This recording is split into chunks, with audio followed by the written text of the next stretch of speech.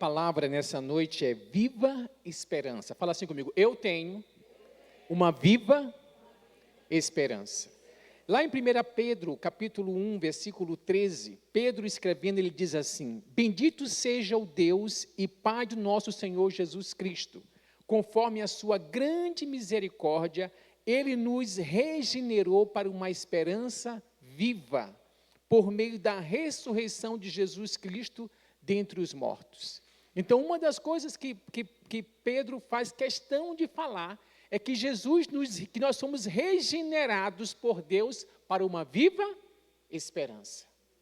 E ele fala, e você tem que entender, nós temos que lembrar sempre que não tem como nós cristãos vivermos a vida cristã sem a convicção da ressurreição. Porque não existe evangelho sem ressurreição. Não existe conteúdo, não existe pregação do evangelho sem ressurreição. Quando você fala assim para uma pessoa, Jesus mudou a minha vida, Jesus só mudou a sua vida porque Jesus está vivo. Jesus não mudou a sua vida, se ele não estivesse vivo, você estaria testemunhando de algo que não seria verídico. Seria até mesmo uma loucura da sua parte e da minha parte. Lá em 1 Coríntios, capítulo 15, a partir do versículo 1, Paulo escrevendo, ele diz assim: Irmãos, quero lembrá-los do evangelho que preguei a vocês, o qual receberam e no qual estão firmados.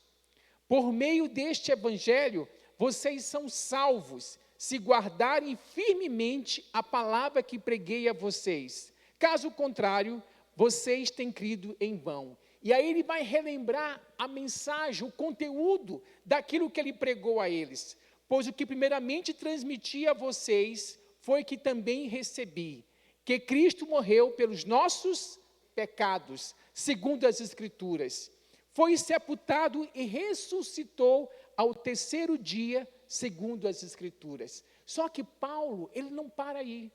Quando ele fala da ressurreição, ele vai falar das aparições de Jesus. E ele fala, primeiro, ele apareceu a Cefas. Aqui lê-se Pedro. Primeiro, apareceu a Cefas.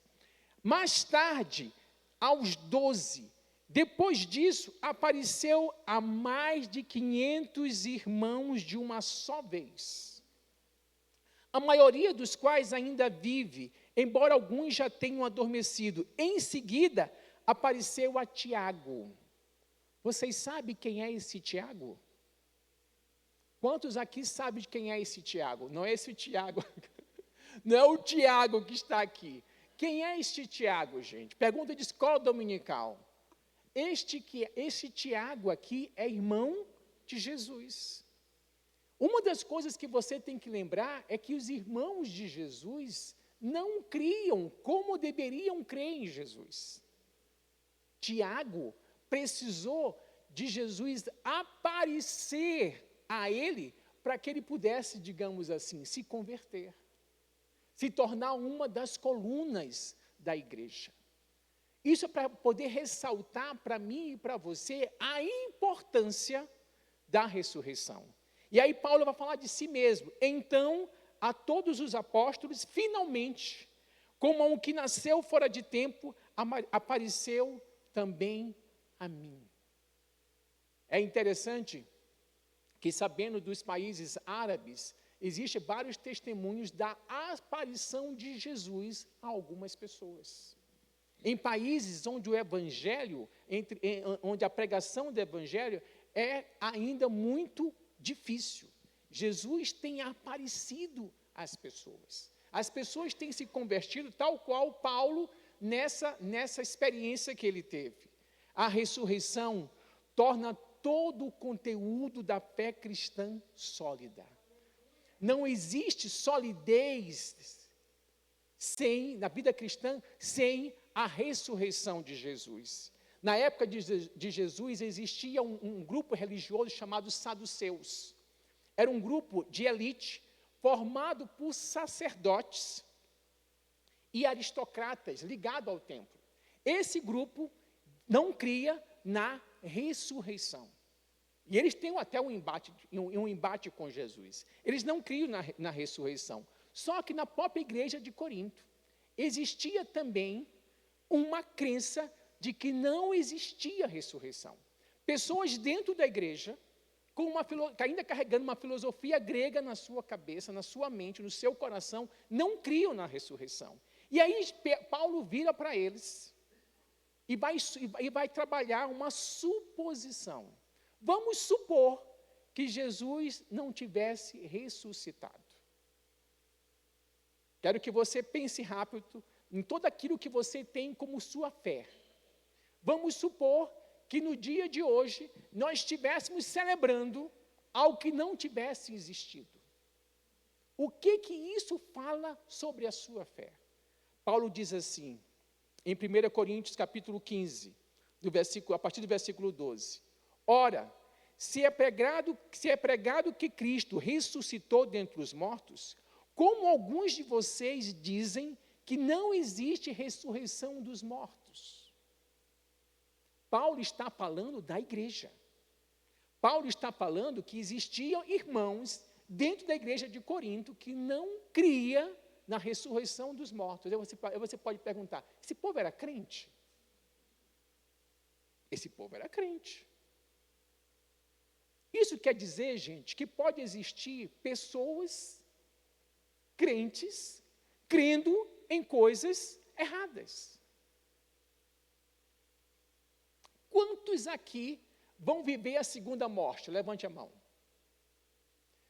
Não levantaram a mão porque sabem, ou não levantaram a mão porque nunca ouviram falar sobre isso? Quantos vão viver a segunda morte? Levante a mão. Estou gostando de ver, ainda bem que ninguém levantou a mão. Porque assim eu ia pregar para você. Porque nós vamos morrer apenas uma vez, gente. A segunda vez não vai ter para a gente. Só vai ter aqueles que vão passar a condenação eterna. E eu quero que isso possa despertar a sua curiosidade para que você possa aprofundar a sua fé em Jesus. E aí, Paulo continua. Se não há ressurreição dos mortos, Cristo não ressuscitou. Se Cristo não ressuscitou, é inútil a nossa pregação. Nós temos um gigante, que é o Bruno, que é 1,90 m. O Bruno também se acidentou, fez uma cirurgia esses dias. E ele falou assim, falando para mim de como foi bom o tempo dele de internação. Porque ele falou de Jesus no quarto que ele estava. Ele tinha um amigo internado no outro quarto, ele saiu do outro quarto, falou de Jesus. E ele falou assim para mim, pastor, antes de eu sair, eu fiz um apelo para que 2 pessoas aceitassem Jesus. Os 2 confessaram Jesus como o Senhor da sua vida. Eu fui no outro quarto, eu não cheguei a fazer um apelo, mas eu falei para o cara, olha, Jesus é a sua grande esperança. Então ele aproveitou muito bem a estadia dele enquanto estava internado. E nós, nesses dias, estamos pensando em lares que nós podemos passar 5 semanas falando com elas sobre Jesus. Eu já tenho 3 lares, eu amo. 3 lares. Eu quero que você, porque quando você começa a pensar em possibilidades, em pessoas que você quer ganhar para Jesus, Deus vai trazendo e vai mostrando para você quais são essas pessoas.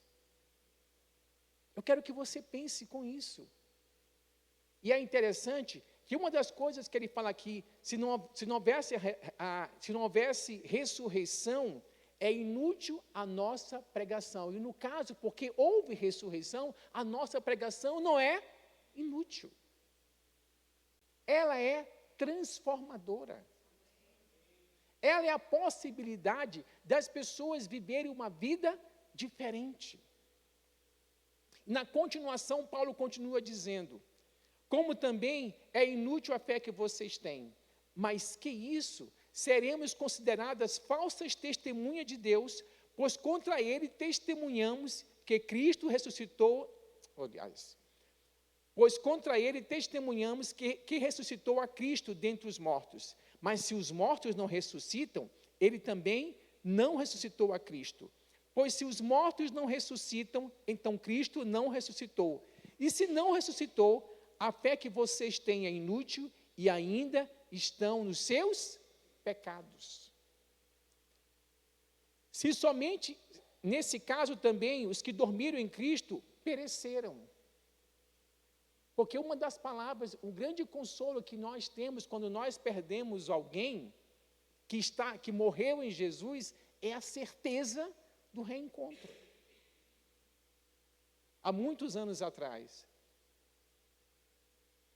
quando eu me converti, a minha grande preocupação era os meus pais. Era em relação à eternidade deles. Aonde meu pai, aonde a minha mãe passaria a eternidade. Por isso, desde cedo, eu me preocupei em orar por eles e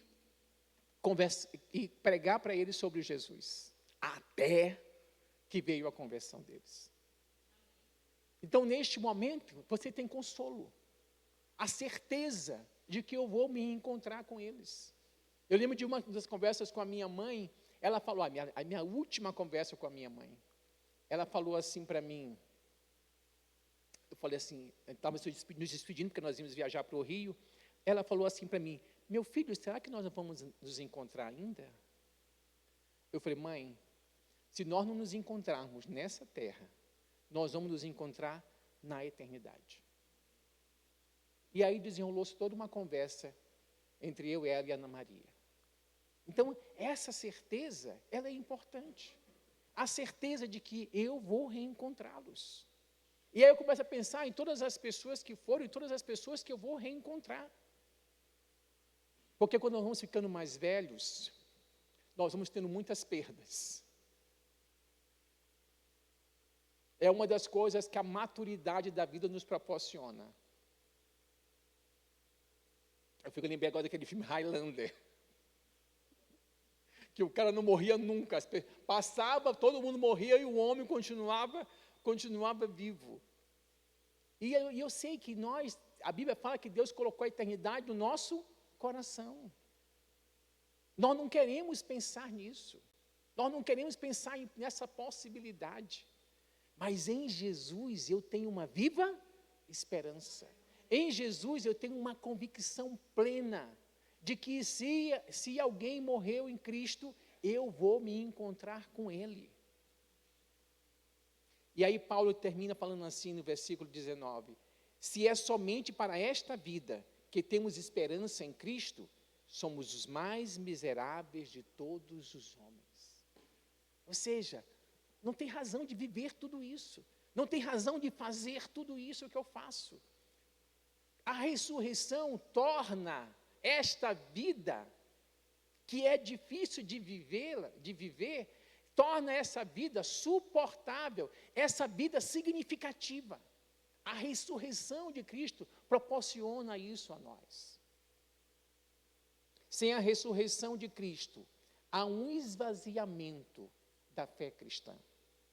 Existe um livro muito antigo, chamado A Evidência que Exige um Veredito, de Josh McDowell. Este homem é um grande estudioso, um homem que estudou, que se especializou para defender a fé em Cristo. Um primeiro livro que eu li dele foi um livro chamado Mais que um Carpinteiro. Um livrinho pequeno, mas é muito bom, um livrinho apologético, e é muito bom para fundamentar a sua fé. E ele era um ateu que não cria em Cristo. E foi estudar a fé cristã para justamente afrontar os cristãos. E este homem terminou tendo um encontro com Jesus e se tornou um grande homem de Deus. Neste livro, ele fala de algumas teorias contrárias à ressurreição. Quero citar para você algumas delas. A primeira teoria é a teoria do desmaio. Sabe o que essa teoria diz? Ela diz que Jesus não morreu de fato na cruz, mas apenas desmaiou. Depois, no túmulo, ele acordou, saiu e convenceu os discípulos que havia ressuscitado. Qual é a refutação dele contra essa teoria do desmaio?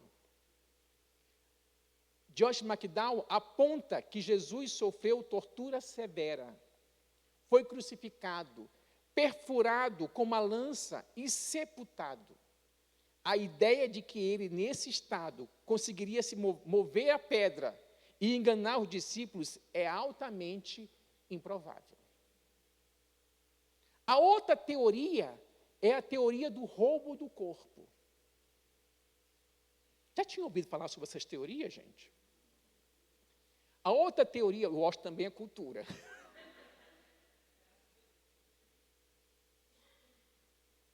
A outra teoria é a teoria do roubo do corpo.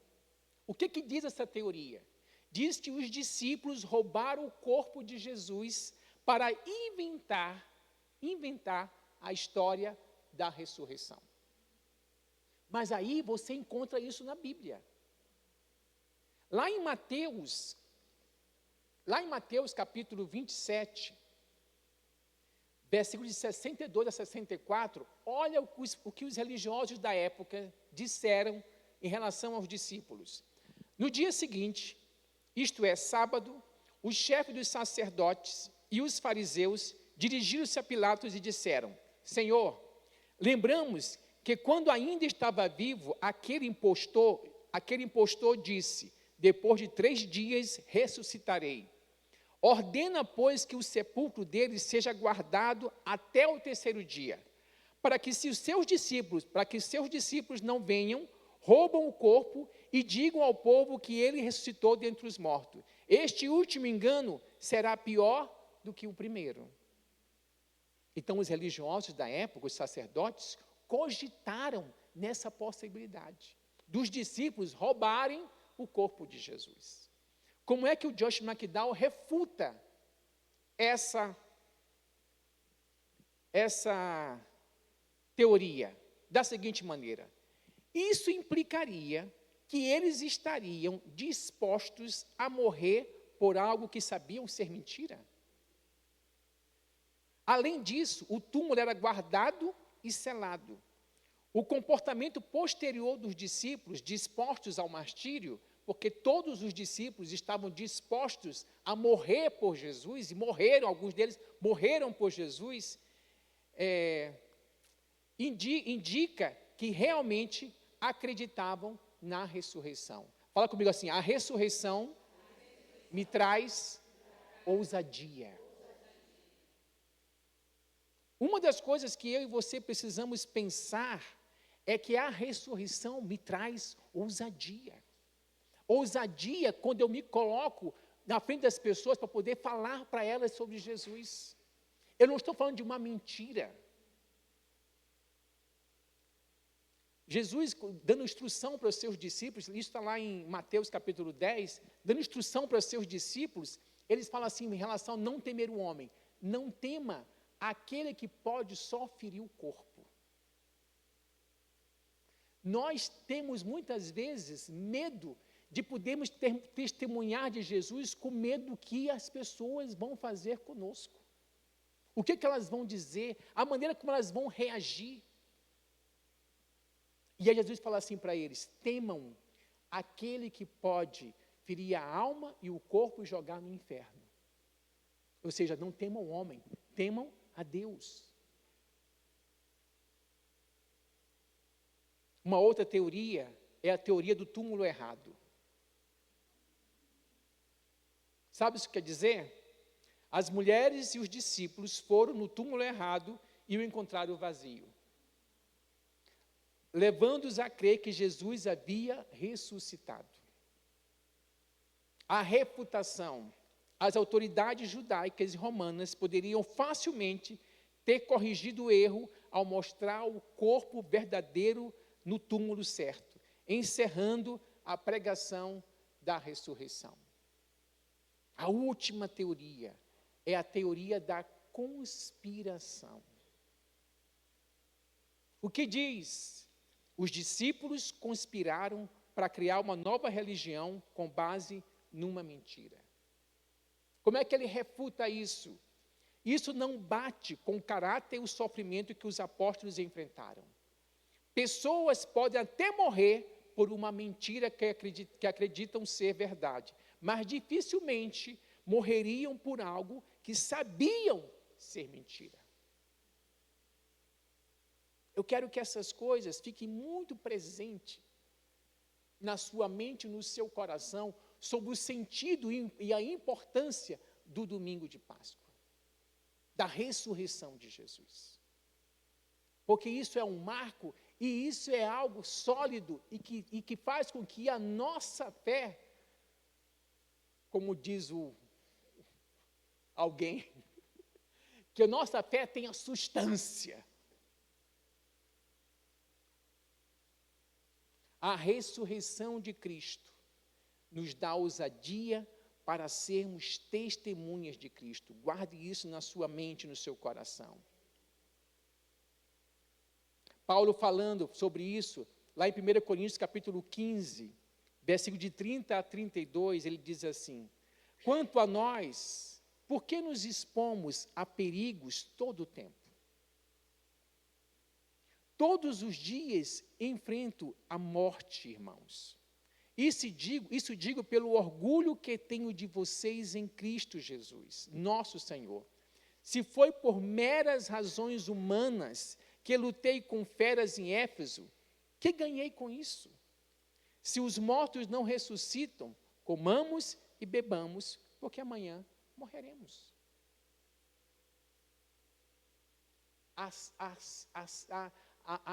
A incerteza da ressurreição, ou a não ressurreição de Cristo, faria com que eu e você tivéssemos um comportamento suicida.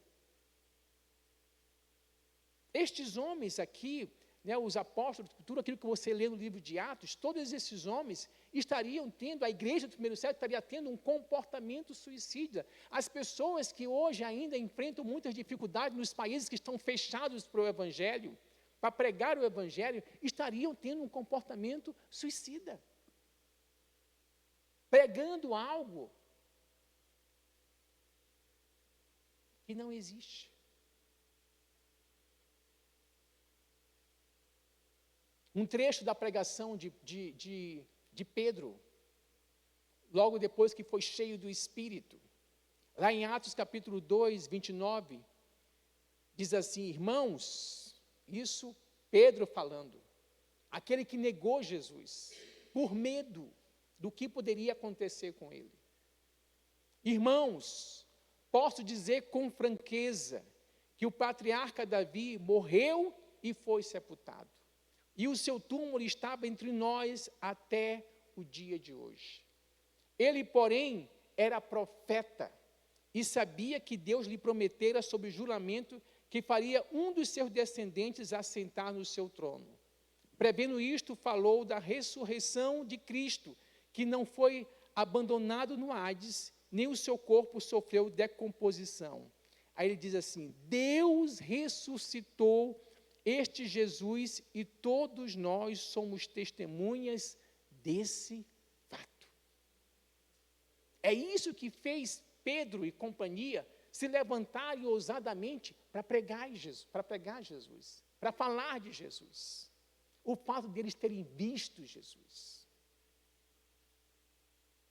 Uma das preocupações, digamos assim, de Jesus quando ele ressuscita, e aparece para as mulheres que vão ao túmulo, ele diz assim: avisa a Pedro que eu ressuscitei, que eu vivo. Deus é muito especial. Vamos dizer assim, a grande preocupação era estabilizar a fé de Pedro. Deus tem uma preocupação de estabilizar a sua e a minha fé.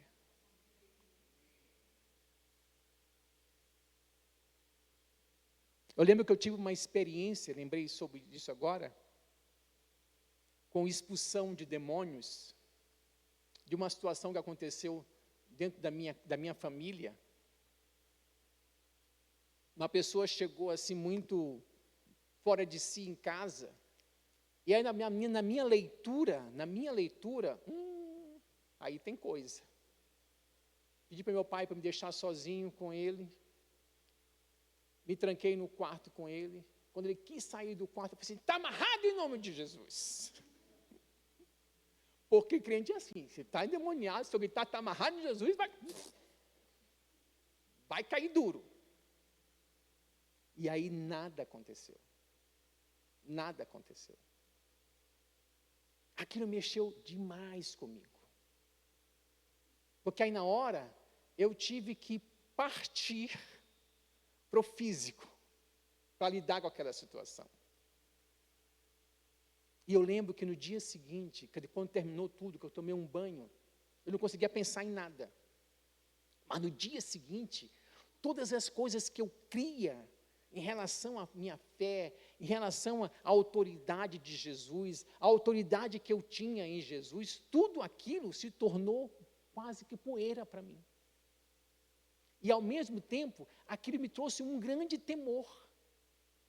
Porque eu comecei a pensar, se acontecer de novo, como é que vai ser? Como é que eu vou agir? E se não funcionar de novo? Então eu comecei a ficar morrendo de medo de que alguém ficasse possesso perto de mim. Morrendo de medo, morrendo de medo. Aí eu tinha uma casa de uma família muito conhecida, que eu tinha uma célula, que antigamente era grupo familiar. Chego na casa da Dona Socorro, uma senhora que trabalhava lá, Dona Socorro falou assim para mim, Washington, conversa com fulano de tal, por favor. Porque ela foi em certa igreja e lá ela ficou possessa. Lógico que eu não queria conversar com essa senhora. Por que eu vou mexer em algo que está quieto? E Dona Socorro era insistente, Washington, vai lá, vai lá. E eu fui conversar, eu não consigo lembrar o nome dessa senhora, mas a gente chamava ela de Santa. E aí eu fui conversar com ela. Ela falou assim, Washington, eu nem sei bem o que aconteceu. Eu estava participando do culto, da reunião, e de repente, quando eu me vi, tinha várias pessoas à minha volta. E aí eu, conversando com ela, não querendo mexer em nada, eu falei, tá bom, Santa. Aí Dona Socorro, ora por ela. Gente, para que eu preciso orar por ela? Fala para mim. Não preciso orar por ela. Não preciso orar por ela. Aí, eu falei assim para ela, você quer aceitar Jesus como seu Senhor? Fala um pouquinho de evangelho para ela. E falei assim para ela, você quer aceitar Jesus como Senhor da sua vida? Ela falou, eu quero e não quero. Aí eu falei assim, me explica esse eu quero e não quero. Ela falou assim, é como se tivesse alguma coisa que me impedisse de fazer isso. Aí eu tinha que ser crente nessa hora, né? Eu falei, Santa, eu vou orar por você. Se no final da oração você se sentir livre para poder aceitar Jesus, eu posso te dirigir numa oração. Tá bom. No que eu comecei a orar pela oração, aconteceu exatamente o que eu não queria que acontecesse. Graças a Deus que eu não estava sozinho.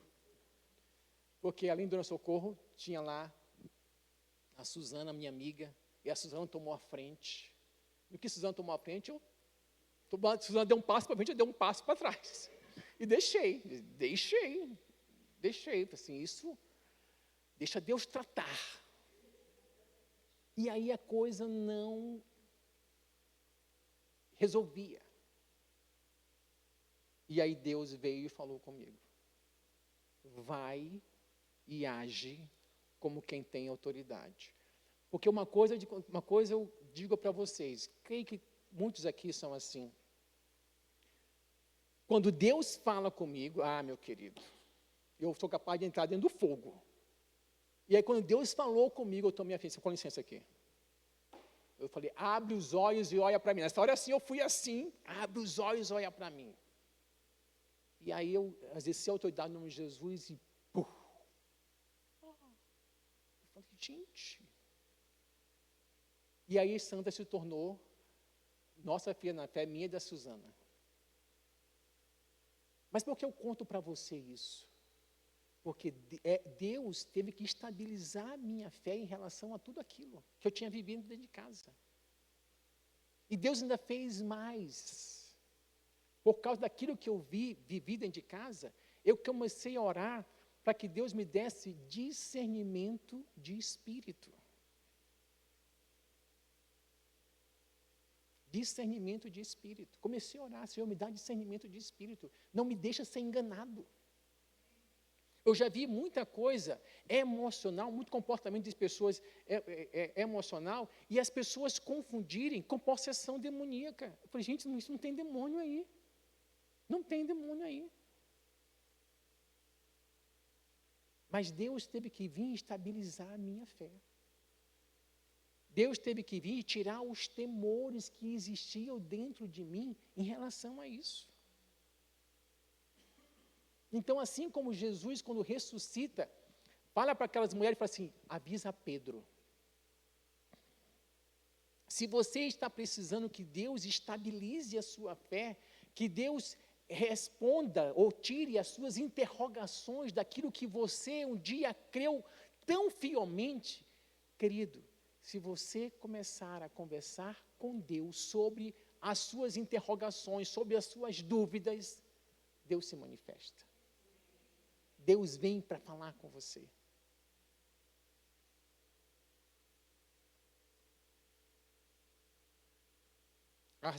A ressurreição de Cristo, lembre disso, a ressurreição de Cristo é a certeza, eu comecei até falando sobre isso, é a certeza da nossa ressurreição. O corpo que Jesus tem é o corpo que você vai ter, é o corpo que nós vamos ter, um corpo glorificado, um corpo que não precisa de botox, um corpo que não enferma, um corpo, nós não vamos, é tão interessante quando você lê a Bíblia e você começa a pensar no êxtase que você vai vivenciar em Deus, e que você não consegue vivenciar fora de Deus. Paulo, escrevendo aos Tessalonicenses, diz assim, lá em 1 Tessalonicenses 4, a partir do versículo 13, irmãos, não queremos que vocês sejam ignorantes quanto aos que dormem, para que não se entristeçam como os outros que não têm esperança.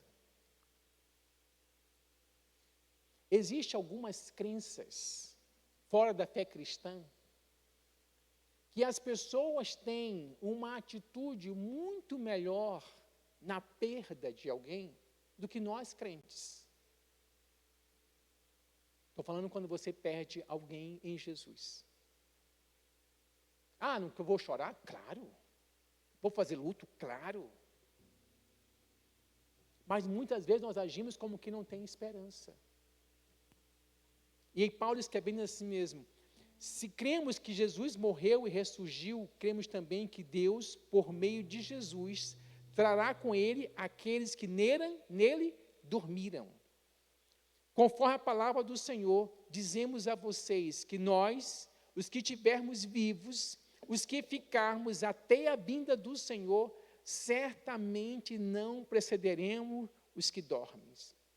Porque dado a ordem, como a voz do arcanjo e o ressoar da trombeta de Deus, o próprio Senhor descerá dos céus e os mortos em Cristo ressuscitarão. Ressuscitarão primeiro. Depois nós, os que estivermos vivos, seremos arrebatados com ele nas nuvens para o encontro com o Senhor nos ares. Assim estaremos com o Senhor para. Portanto, console-se uns aos outros com estas palavras. A ressurreição torna tudo isso verdadeiro. torna tudo isso palpável, torna tudo isso viável. É por isso que esse dia é um dia que nós temos que celebrar muito, porque nós estamos lembrando da ressurreição de Cristo. Nós estamos lembrando do fato que torna a fé cristã possível sobre a terra. Eu quero que, nesse momento, você pudesse olhar para dentro de você, para aquilo que Deus fez na sua vida. A Bíblia fala que nós fomos regenerados para uma viva esperança. A Bíblia fala que eu e você, em Cristo, somos salvos. Eu, você, em Cristo, somos salvos. Que você possa agradecer a Deus por aquilo que Ele fez e tem feito na sua vida. Que você possa dizer para Deus: Senhor, continua agindo na minha vida. Continua se manifestando em mim.